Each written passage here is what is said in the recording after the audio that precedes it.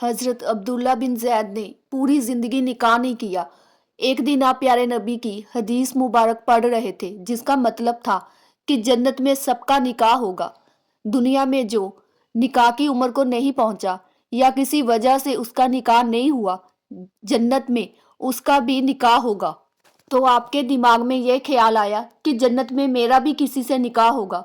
तो अल्लाह ताला से दुआ की, या अल्लाह मुझे बता तो सही जन्नत में मेरा निकाह किससे होगा। एक रात दुआ की, दुआ कबूल नहीं हुई। दूसरी रात भी दुआ कबूल नहीं हुई। तीसरी रात क्या देखते हैं कि एक काले रंग की औरत है, हजरत बिलाल हबशी के देश की रहने वाली, कहती है कि मेरा नाम महमूना वलीद है, मैं बुसरा की रहने वाली हूँ। पता मिल गया। आंख खुली, तहज्जुद का टाइम था। तहज्जुद पढ़ी और फिर बाजमात फजर की नमाज पढ़ी और फिर सवारी ली और बुसरा की तरफ रवाना हो गई। जब बुसरा पहुंचे तो वहां पर आपका बहुत जोरों शोरों से इस्तकबाल हुआ। आपका नाम ही बहुत था। लोगों ने आपके आने की वजह पूछी तो आपने बताया कि क्या यहाँ कोई महमूना वलीद नाम की औरत रहती है। तो लोगों ने कहा कि हाँ रहती तो है, क्या आप इतनी दूर से महमूना वलीद से मिलने आए हैं। तो आपने कहा कि हाँ, क्या उनसे कोई मिल नहीं सकता।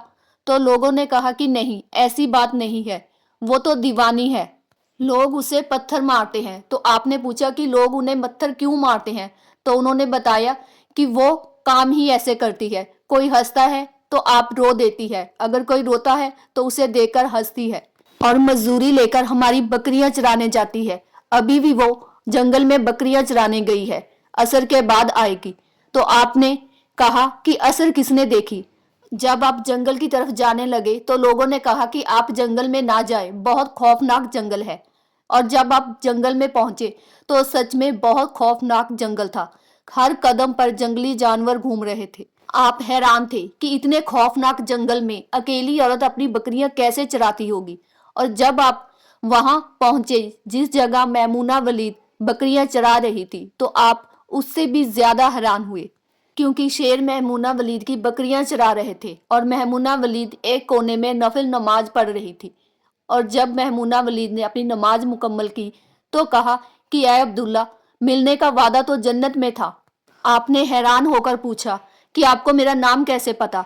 तो महमूना वलीद ने जवाब दिया कि जिस अल्लाह ने आपको मेरे बारे में बताया है, उसी अल्लाह ने मुझे आपके बारे में भी बताया है।